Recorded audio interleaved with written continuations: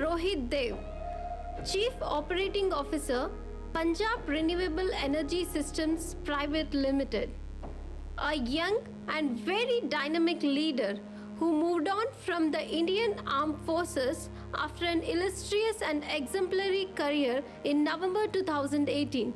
He has been shaping the vision and policy making with center and state level authorities and government in the biomass based bioenergy sector in India with out of the box solutions. A graduate from the National Defense Academy, he also holds a MSc in Operational Art and Strategic Thinking and has done certification courses from IIM Indore, NIFM Faridabad, IIMC New Delhi, and the Art of Living Bengaluru. He has keen interest in debating, writing, teaching and travel, and is an eminent speaker in various forums in the bioenergy sector and on geopolitical and nation building related debates on national TV channels.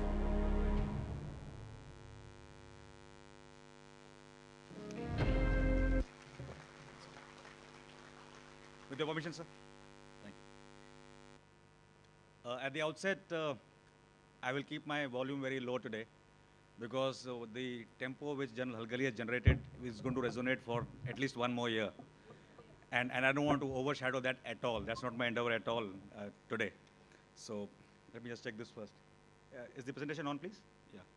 So there's a mandatory requirement of sending a presentation. Actually, leadership is something in which, right from General Halgali to maybe anybody else in the forum and the forces who's been there, can keep talking with tea breaks and lunch breaks and keep carrying on with a lot of anecdotes to recite in between. That's not my point at all today. I'm not here to tell you that what you should do as a military leader because you are still not there. General Halgali is way past there. And we also are also having a contributory nature to contribute towards nation building. So that's not the aim at all. When it comes to this, let me know till the time I will keep engaging them. Right. So how many are aspirants for the forces sitting here? How many of you are aspirants for the forces sitting here? Who really want to go to the forces? Yeah, so when I said really, then only their hands came up. Otherwise, you're not sure about yourselves. So I say about 35 hands today, maybe some more cropped up here. Sure. So out of the 45 hands, I'll tell you one person who can help you crack the SSB in the first attempt. Right? I have a strike ratio of 100%. I've only coached nine people over 4 hours and they've all passed. Much to what General Halgali said, he coached 17 and 15 passed. He was better than me, right? So let's keep it there. So this is the first slide. Yeah, this is the first slide. This is my first slide. I always start with here. And that is because every young mind has got a connotation or a notion about what the subject is. So the subject is leading from the front. It's about leadership, right?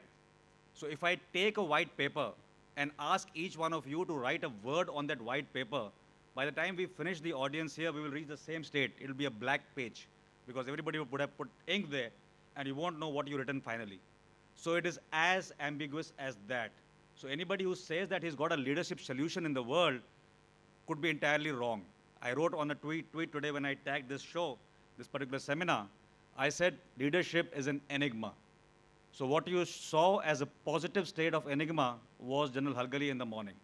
And at that age, if a person can come up to a rostrum and convey a feeling that deep about the ethos of our army, it couldn't have been put better. So, sir, there's no question of talking about leadership in the army from my side, So you have taken that part in any which case. The second part is the question mark. As an inquisitive mind, it is very important in the leadership realm to always keep thinking. Always. Question things.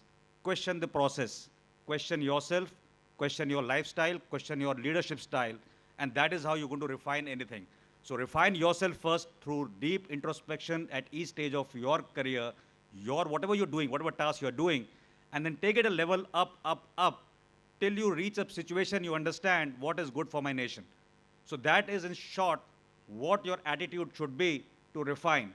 A status quoist can at best be a manager. He can't be a good leader. So this is the topic which was given to me. And unlike most slides, when you see somebody talking on leadership, they start from, I don't know who, Patton, some theory about Clausewitz and Sun Tzu. It starts there with the military realm of leadership. We have young leaders, as young as the blood comes and at the cost they pay for your nation. They're on your slide. These are the people who are our inspiration. And these are the people who are the in-house leaders who have led their men to battle from the front, which should be our examples. It's easy to talk about, general pattern that somebody couldn't hear. He said, make a hole there and you can hear better through the helmet. It's okay. It's good common sense prevailing. But this is leadership under fire. This is the courage under fire. And this is what the mettle of our army is. And that is the precise reason when General Agali mentioned about 2020 Indo-China, that is the precise reason why China knows what it can get a bloody nose. And that is the young, youth, dynamic leadership of our armed forces. Any arm, any service. No claps, please. Claps only for one person. You have done enough. Don't clap. Right? Sir, I will not take any claps, with your permission again. Right. So look at this. This is not the Indian Armed Forces. This is the 2008 Mumbai attack. What prompted that constable or whosoever that policeman is there to take by hand an elderly amidst the carnage? Is it the leadership of the SP, the DIG, the DG? What prompted him? This question, please remember, because a lot of people confuse leadership by taking people along. What General Halgali told you is exactly the point, that it is within. It is how you can motivate yourself to achieve a task. It is how you can motivate yourself to face up to a challenge. That is leadership. That little fighter dog by the name of Tiger who passed away, whose leadership was he in? He was a tutored dog to act in a particular situation. I am not sure what he thought while facing that bullet or whatever he faced. So where is leadership? Is it a subliminal form of only human leadership? Or it's a form which is also there in other beings? Other beings we cannot correlate to, so I will leave it at that. What led to these people who are calling for people to follow them? Right? We say, follow me. That's the diktat which is most prominent in the armed forces of any country in the world. It is follow me. So unless you lead from the front, unless you are willing to fight and bite the bullet, you can never lead in a combat situation. You can never lead in a contingency, even in the civilian sphere. And that is the reason why you see, ladies and gentlemen, that in J&K, where we have maximum casualties, it is our young officers who bite the bullet first. And that is what is called leading from the front, which no chapter in corporate sector will teach you ever. And believe you me when we say it with a lot of conviction, all the leadership traits, all the leadership formulas which the world is now emulating in the corporate sector as managerial skills, all have emanated from the armed forces all over the world. We were the harbingers of this particular source, the strength of leadership. This particular foyer in Taj Mahal Palace, Mumbai, lists down a name of a lot of people who sacrificed that day. Who were they? They were ordinary citizens of India and abroad, who remained committed under fire, who faced the bullet. So were they groomed in any academy? Were they groomed in any association?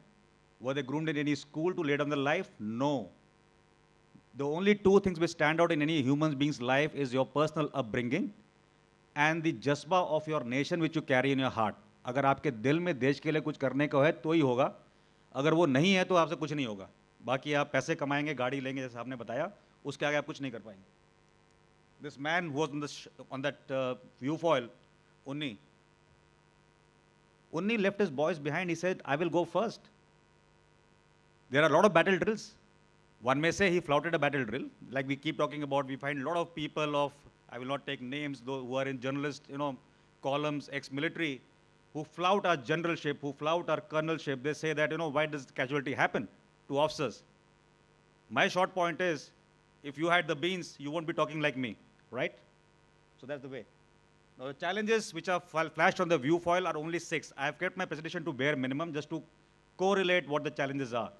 And it's not from the military sector alone.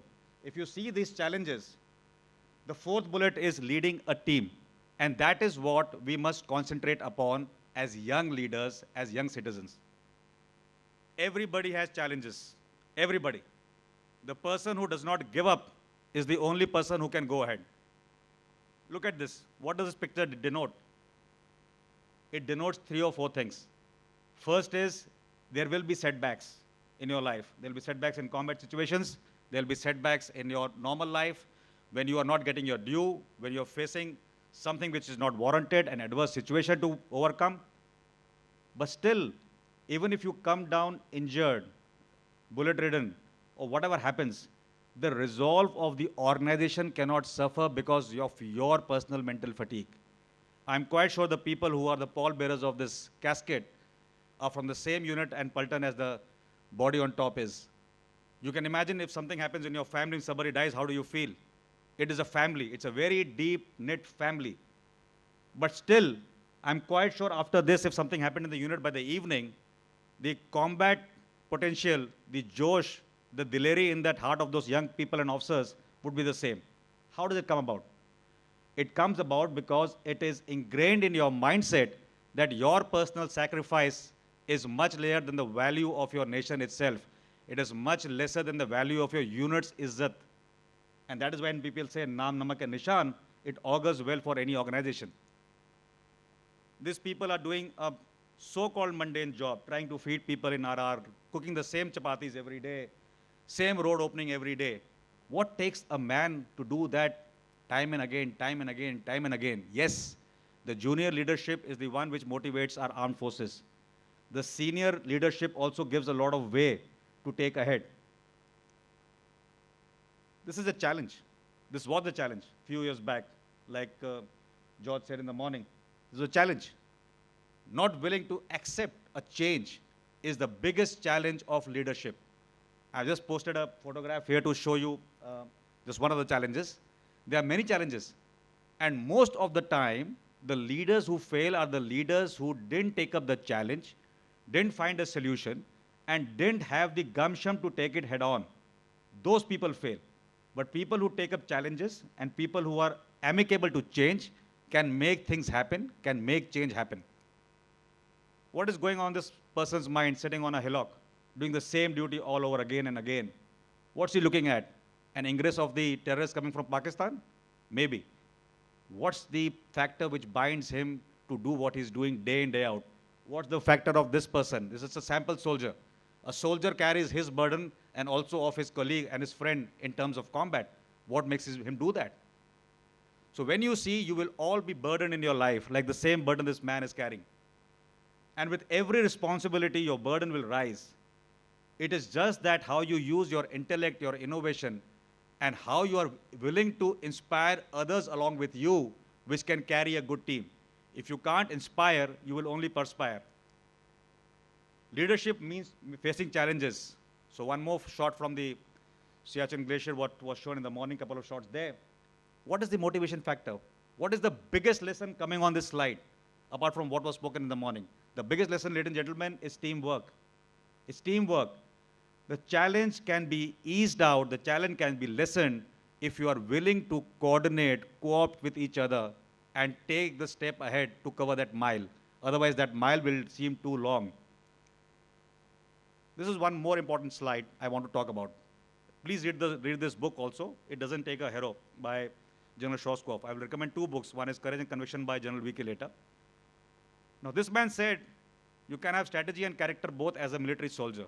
It is true for every human being, every businessman. You strategize in entire life. You strategize from the point of view that how should you go to play football when your mother wants you to do homework. It's a strategy working there. But the most important thing out of the two is the character. You can be having a shortfall in your strategy. You can be having a shortfall in your intellect. But if you have a shortfall in your character, you are going no place as a leader. This is again a proponent of teamwork, hardship, working through. The toil you put in together is what matters. This is again that change. And look at the gleeful ladies who have joined the women officers of our army now with the permanent commission. Even in the police. Look at how the situations are changing. Earlier, what used to do based on man hours in any process, whether it's industry, military, anywhere, is getting digitized. It is getting more and more technology enabled. Imbibing technology itself is a challenge today. Whether you talk about artificial intelligence or you talk about any robotics, it's a challenge. It is a challenge in each sphere. You heard the lady in the morning that she was trying to do something, and now she has to shift in this COVID period to a better enabled AI setup. It's a challenge. It has to be imbibed.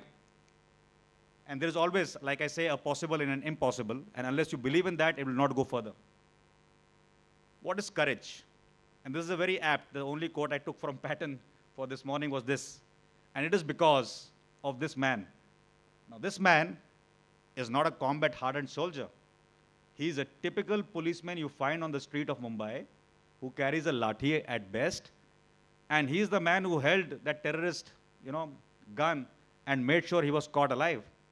Sorry, it's not my lack of knowledge. I generally don't take name of terrorist on my either TV debates or any public. I don't give them any credence. So he held a terrorist and brought a lot of power to our nation in which we captured one alive. This brings me to one question and keep pondering over it in your lives. You all heard of that Kandahar hijack aircraft Airbus took off from Amritsar long time ago? Imagine if you were the pilot, or if I were the pilot, and I'm quite sure if General Hargali was the pilot, he wouldn't have flown it. Because if he knew that he was the only person on earth who could fly that aircraft, and if the casualty was 100 and whatever number of people behind and he himself to be killed, but the terrorists to be neutralized on the soil of this country, I'm quite sure many brave hearts would have taken that decision. Nothing against that pilot. That pilot did what was right. Pilot did in the best interest of the citizens sitting behind. That's given. But think about it. Think about what happened at Beslan in Russia. Think about the courageous action which the government took there to go into a school. They had casualties, but they sent a message. Look how Israel behaves in such crises. So there is a thought for everyone as a young citizen that tomorrow, if you are the pilot of that Airbus, you have a choice to make for your nation. It's not about the 130 people. With 1.3 billion, nobody will miss 200 people at all. People don't miss people dying on the border every day at an average of 2.5 every day. So how will you miss 200 people died in one air crash? Nobody will miss. So don't worry about it. This is one more challenge. Especially in the military realm, it has come up as a big challenge. And like the general was saying, banned a lot of social media and phones, everything else, smartphones. Everything which you thought reached your families through a telegram or a postal service 40 years back in the army or any organization by a normal postal service in about 15 days. So there was a crisis at home. By the time your wife wrote to you, it came to you on the front lines, the problem was over. But today, the problem is live. It is by the second. Somebody is sending you a photograph, crying there and saying, I'm going to die tomorrow morning, but better you come back. Look at the pressures. The pressure to work in any environment, military, non-military, has increased substantially. And that is where the leadership matters. There are two schools of thought, even for Twitter, whether the military personnel should be on Twitter or not. Some say no within the organization. I say yes. You don't have to write Colonel Rohit Dev while serving to come on a social media platform. You come as XYZ. Twitter itself gives you some kind of a name currently if you don't select your own name. But the amount you can contribute towards opinion shaping, the amount the NCC cadets, interestingly, I was on a NCC day, I think a week, 10 days back, your NCC day was there, along with the Constitution Day. And on the Constitution Day, I was speaking to the NCC cadets over a webinar for about an hour and a half on these issues. And you are the first step who got discipline, you got unity, and you should be harnessed by our society and our governments and our people around to make sure that you become opinion shapers. If every unit in Indian Army has got just 4 Twitter handles to talk and promote the language which the government and the organization wants, it will be very well promoted on the social media. Have no doubts about it. So you need to imbibe it as a challenge and take it on. Now this is a slide not for the text part of it. It is for the part of it in leadership. Everybody, your colleague, your subordinate, understands things differently. For example, if I have to tell somebody to pick up this particular bottle and put it there, I can put it in many phrases. I can say, please pick it up and put it there. I can say, you come here, pick it up and put it there. I can use any other language, right? So the method of communication works differently with different human beings. And the point about the sainthood and the esteem which the general talked about is here. So how you communicate is very important. And you got to tell people in the language they understand. In the military, from the regiment from where Colonel Sharnappa and me come, we have got mixed troops, right? It's not as easy as General Hargali's regiment. So it's mixed troops. So somebody's come from some far-fled, Andaman, Nicobar, he has never seen anything. Somebody's come from Gujarat who's been talked very properly and very politely. So one order will not fit all. So you need to adjust your leadership style to make sure that what is required at the end of the day to move that bottle is conveyed in an appropriate fashion for the person to imbibe that and take it on. This I said in the beginning. You have to be a leader. You cannot be a manager. And when you go through this process of what I'm trying to initiate as a thought in your mind today, I'm not giving you a lecture or a sermon, just an initiation, you'll be able to distinguish in your organization who are managers and who are real leaders. And that's the cue you have to take. Right, this is from the Iraq war, right? The government says something in the US, something in the Iraqi government, the soldier doesn't know what's happening. Similarly, follow whom? There are leadership crises always. And this is the best thing which happens in our country. For everything which goes wrong, we start making committees for everything. So solutions don't come by when the time is ripe. You delay every process, and as a result, you're 10 years, 15 years, 30 years behind the cycle. These are certain tenets of good leadership directly from the internet, suits everybody. If I want to tell you and ask you probably, which is the one which you like the most? Any young NCC girl here? Please read the 10 in your mind and tell me which one is the best quality which you like in a leader. Any NCC. Fast, we don't have time. See, I can't make out from here. The first girl here who's got a hand like that. Yeah, go on. Yeah. Courage. Courage of what? Sit down. Right. So what is courage? One is physical courage. Good man can carry 4 backpacks, run around. That's one form of courage which is required in soldiering. That's not the same courage required in the corporate sector probably. So what is the other courage which is most important? Moral courage, the courage of conviction. When under fire, to be able to take a decision which your bosses don't want you to take probably, but it's in the good interest of the troops you command. It's in the best interest of the nation. So courage of conviction is something which you should, initiate as a leader. I will not go to all the qualities because I want to come to something else later. Humor, creativity, and honesty are 3 more to add to that slide. In any sphere, the tension and the stress and the strain is humongous these days, everywhere. It's more important to be a little more humorous, but only be humorous if you appreciate that the other person will understand your humor. So you need to build this as a philosophy to cultivate that, otherwise you'll be taken as somebody else.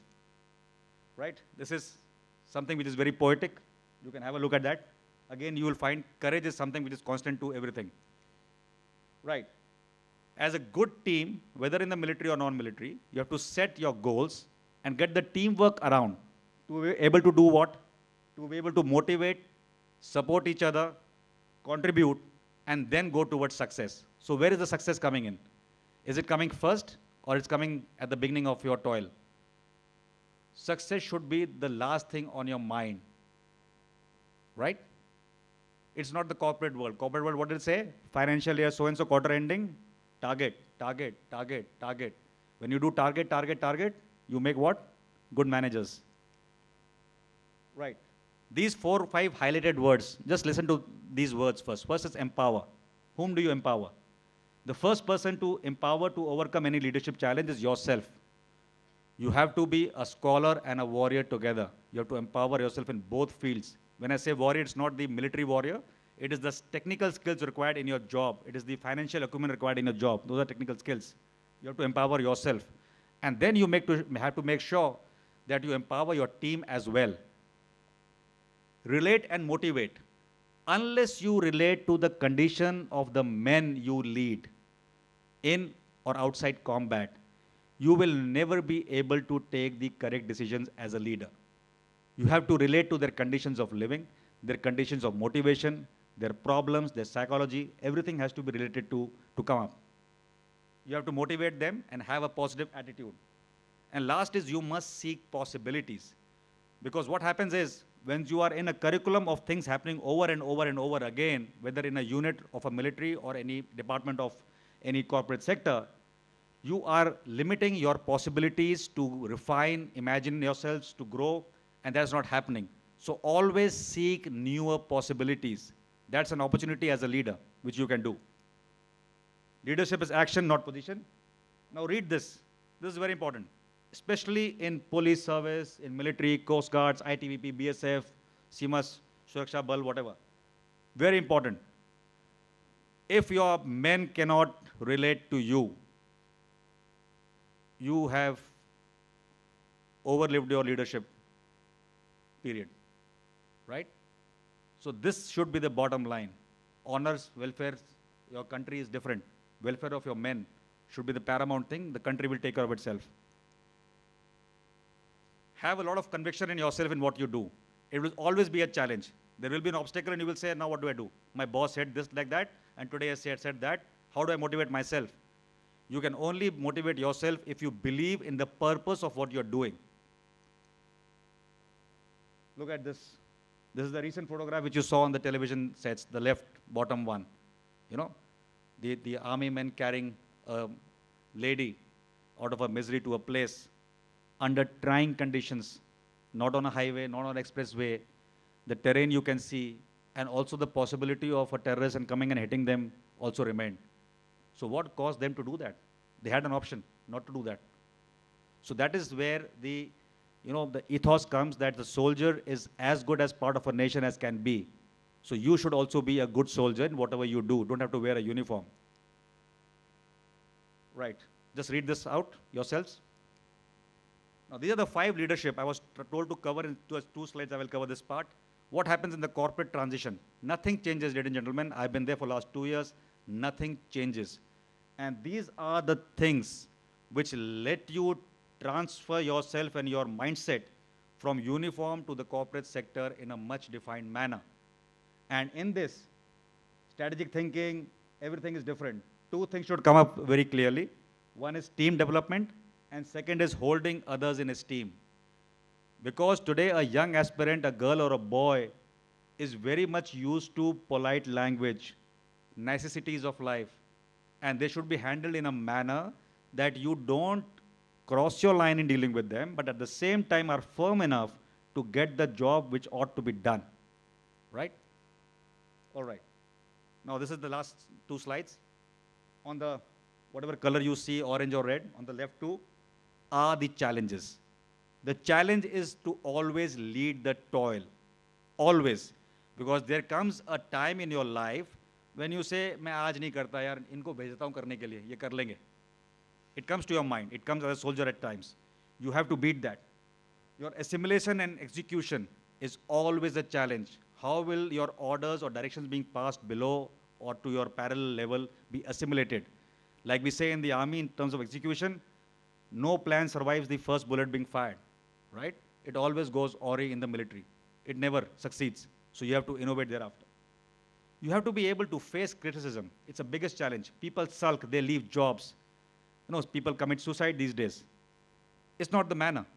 Like I said, the bottle to be passed there has got 5 connotations. The 5th one could be a use of expletives by somebody. You have to be good enough to understand what the message is, not get carried away by the circumstances. So you have to face the criticism chin up. Harder right is what was there in a National Defense Academy.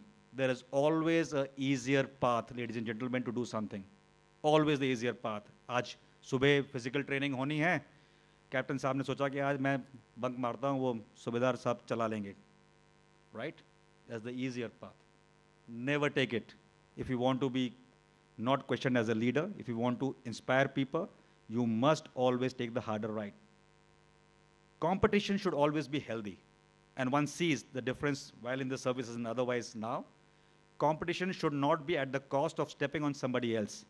Competition should be competing with your own intrinsic capabilities and qualities and skill sets. Compete with yourself. Get yourself on a higher level, higher plane, higher notch. Conviction to say no, I have covered earlier, so I will not cover now. And believe in failures. Everybody fails. There is nobody who's been born even with a silver spoon who has not failed. Rahul Gandhi was born with a silver spoon. He's failed so many times. Hope he succeeds. Right? Then coming to the 4 important virtues which I have picked up about my, 47 years I have lived. Intellect is something which can shape and create opportunities in your leadership. If you are intellectually aware of what needs to be done It is only then you can create the situation for how to be done with willing, unwilling, and bystander partners. You can do that. It requires intellect. You have to be ruthless in that to how to get it done. Sam, done, bend, whatever is applicable in leadership. You must utilize that. Initiate. Anybody who seizes the opportunity first, initiates an action, is done rightly. You heard Ratan Tata ji say one day, he said, I take a decision and make sure I make it right thereafter. He doesn't think a little too prematurely. So initiate things. Innovate along the way. It is one of the hallmarks of a good leader. It is also an opportunity for you as a human, because it's a human mind which can innovate faster than most people and most animals can. And always lead to inspire. And that comes to, again, the main question. In the military, if you're not leading by example, you can never inspire. It's not the good talk which matters. It's the good ad which matters. 5 short. 1998, I was supposed to give examples from my own career, so I'm giving it. Generally, I don't do that on any show. But since I was told, 1998, reconnaissance platoon is the smallest subunit of a mechanized infantry unit. And this competition is the most a la creme kind of a competition in an armored division. I have never lost this competition. And not only I have not lost, I have won this competition in 3 digits always, where the competitor who was second was always in double digits. And the only thing which worked for me is that if you are willing to sleep less than half an hour for 45 days in training, on average, you can achieve it. You will have a medical condition. I also had a medical condition. I had to get operated. It happens. It can happen. I'm a weak person. It can happen to me. It may not happen to you. But you have to take that challenge. And the same thing I'm doing still in the corporate sector. In the last 4 days, I've initiated my program for a 4-day, 4 hours sleep, 3 hours sleep, 2 hours sleep. And fortunately, last night was 1 hour sleep cycle. So I'm standing from last morning, 6 o'clock when I woke up yesterday, to today, I have slept only 1 hour. And they say in the army that you need to break your biorhythm on set of occasions to condition your body and mind. Try that. It's a very enriching experience. And if you can not be sleeping for an average 1 hour for 7 days, you will make a small difference to your life in the way you mentally condition yourself and are more adaptable to change and challenges. Kashmir floods happened in 2014. I was a small appointment there as the Colonel Q of a division there. Same division served where Hagali served. And in Baramulla, they had not achieved 98.6% of winter stocking before I arrived there, ever. It was enough to stock because the rations are a lot there. With this Kashmir floods, the challenge came up. I will not go into nitty-gritties of how it happened. The innovation started then. So I called up Pathankot. I said, what have you got? He says, milk powder. I said, I don't have in Srinagar. I need some milk powder from Pathankot. How can I ferry it? So how to get third line transport to move midway from Pathankot, from the other formation, which is some other command, to another command and get it up. How to make transshipment points across the waterlogged areas to ferry things across. And you know what the achievement was that particular year, 2014 end? 102% of stocking, right? So any infantryman who's sitting here will understand what I'm saying. 102% of winter stocking achieved for the first time. Then there is an exercise which happened in 2017. And this is where I say push the limits. A group of people, Armored Corps, and we initiated a training exercise. And again, the person who was with me was your unit type, Brigadier Rana. And after a lot of cajoling as a deputy, I could push them for an exercise. So we moved out for a 24-hour exercise, which is a joke generally. We pushed them to 48, and like good humor goes around, some of these officers were very close to the higher commanders. So we got an order at 2 o'clock at night to call up the exercise, right? So the commander looked at me and he said, I was driving him at 2 o'clock, and he says, Rohit, what should we do? I said, two options. You should not close the exercise. You should extend it by 3 more days, 3 more nights. He said, are you joking? The other option is you take leave, blame it on me, right? But if you leave them now, you will set a precedence that somebody can get away just because he's got years of a higher commander. Don't let it happen. And that is where, ladies and gentlemen, the power of your conviction, the courage comes in. And do it. I have never been penalized. Believe you me, like anybody sitting in uniform here, we have all said our no's when it was warranted, and nobody has got punished for it. It's a misnomer that the force does not hold your hand. It holds your hand pretty good. The last two are the corporate sector, again in attachment as per the requirement. Vision and objectives are the two important key ingredients to set up. And for that, you need a good team selection, because in corporate sector, you are able to make your choices. In military realm, you can't make your choices because people come through a screening process. They are there. The officer is there. The men are there. You got to mold them. They got a high factor of trainability in them to be trained. But the same is not the case in the corporate sector. So team selection is the key, and also the process refinement. Now look at this circle of, whatever leadership qualities you can think of in generic terms. And finally, at the end of the day, you will realize it is not about a Harvard, it's not about a ISB, it's not about a IM. It's about what you have grown with the values which can translate into good leadership, mediocre leadership, or poor leadership. It is you. It is nobody else. So you have to define your role. And that is where the adage comes to lead from the front. Who's this man? Ratan Tata. Not only did he look after his hotel and his staff, he looked after the others as well in an equally enabling manner post this attack. Although he was sued by a UK couple, it was a separate issue. But he did it for everybody. So what is he giving you? He's giving you an inspiration. And that is what matters in leadership in the corporate sector. It is one first factor, foremost factor that you need to inspire. This is what he said on the 12th anniversary of this particular incident. And just read it out for yourself, the highlighted part only. There's always hope. You have to instill hope in the people you command or lead in any sphere of your life. You have to instill that hope. Nothing better to end this presentation by flashing this man. This man was the only field marshal I had the fortune of smiling for 6 days with. He was in a military hospital in Wellington, where I got also operated during my course that time.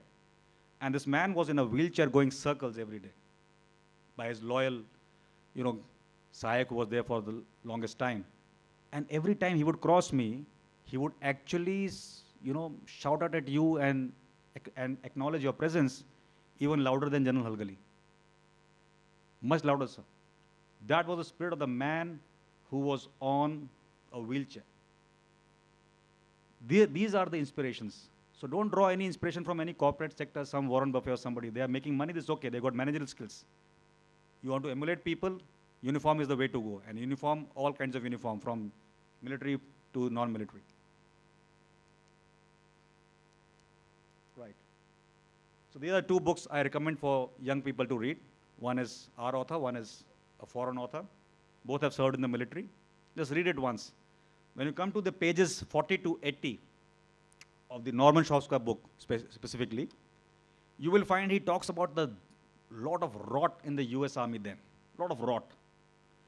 Read each line there. If you are military and serving, like Abdul, translate into the military realm. If you are in the corporate sector, translate into the corporate sector. And if you are a young budding citizen of the country, please translate into that as well. And you will find what I'm saying. Just read these 40 pages of this book. Right. This is the last slide. What comes to you and me today on the table is only two things. And those two things are good citizenship and national interest. And I firmly believe in this. There is no leadership lesson. They can talk anything about managerial skill, transcending into the domain of military leadership.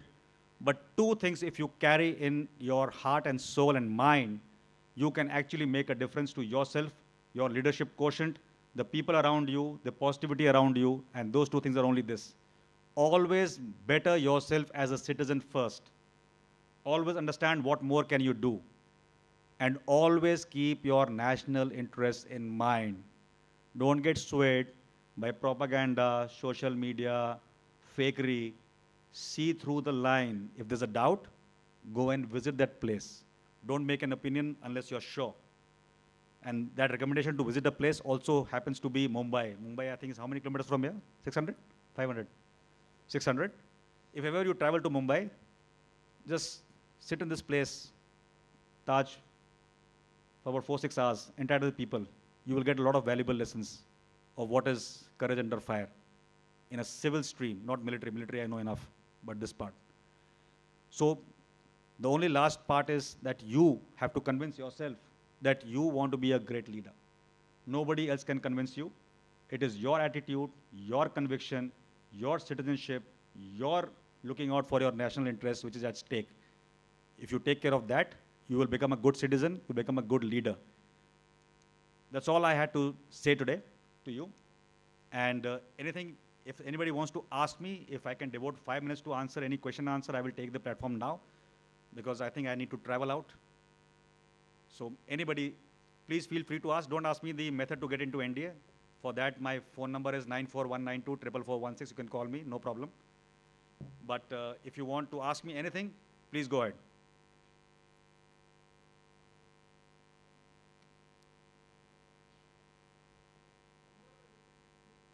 Pardon, sir? Phone number, sir? That's the best question I've ever had. 94192 Right. Any questions, NCC cadets? I came all the way only for you. Yeah, I see a hand. Please ask. The one with the mask and the hands. Yeah, anybody, I'm not going to point at you. Just get up and ask. I can't see you very clearly with this light through.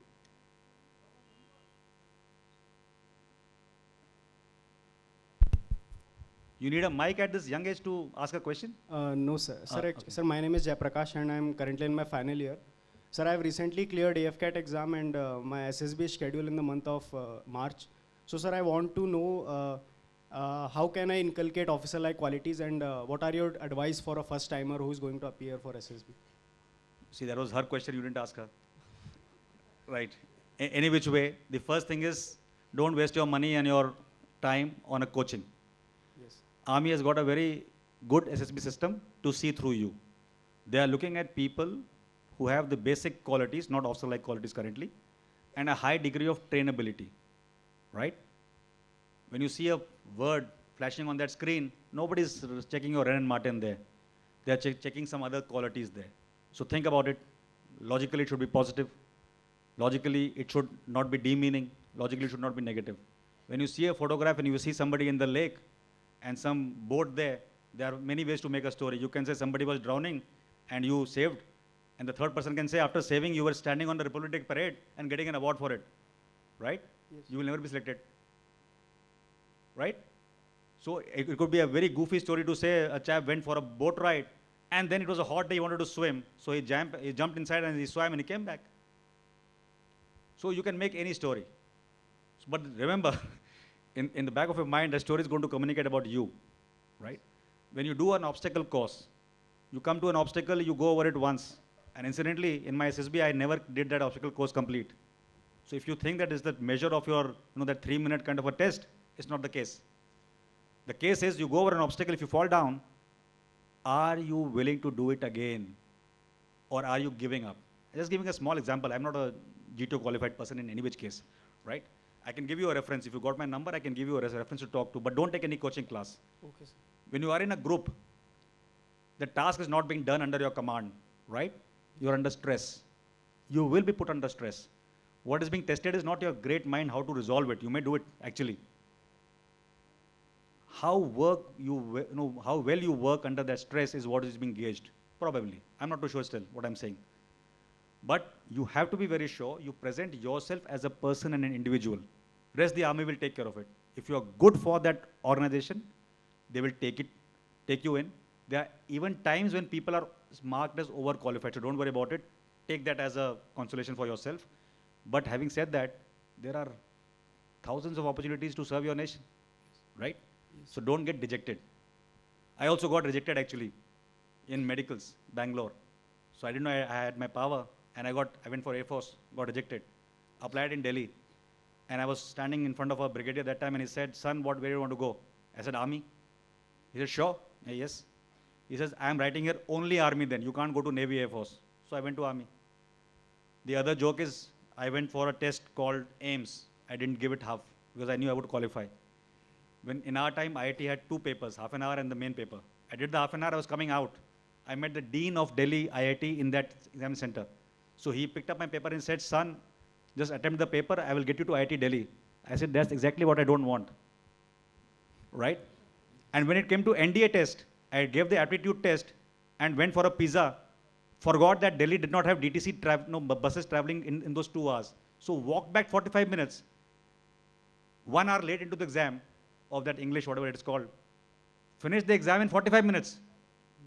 And I got such a expression from the invigilator, वो बोलता नहीं है वो उचक्के type होगा चला गया types पहले 1 घंटा लेट आया 40 मिनट करके चला गया. So it's for yourself to gauge where you are, but don't feel disheartened, because when people invest so much in a particular approach, and if you fail, like I said, everybody fails. So you have to rise from there, right?